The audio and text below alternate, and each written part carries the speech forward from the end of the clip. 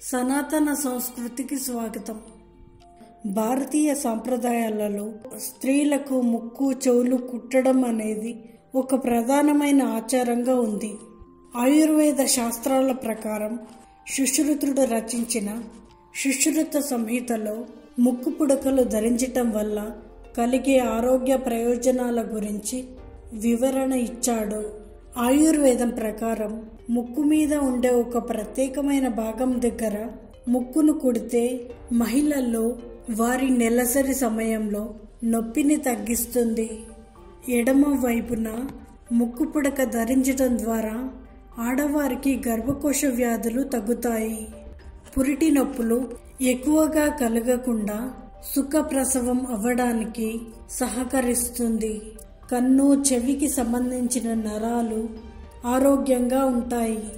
చెవికి సంబంధించిన వ్యాధులు అనగా చెవిపోటు, చెవుడు వంటివి కలగకుండా ముక్కు పుడక సహాయపడుతుంది. మంగళసూత్రం లాగానే వివాహ సమయంలో ధరించిన ముక్కు పుడకను జీవితాంతం తీయరు కొందరు. అది ఉన్నంత కాలం భర్త క్షేమంగా ఉంటాడని వీరి నమ్మకం. అందుకే దీనిని సౌభాగ్యానికి చిహ్నంగా చెబుతారు.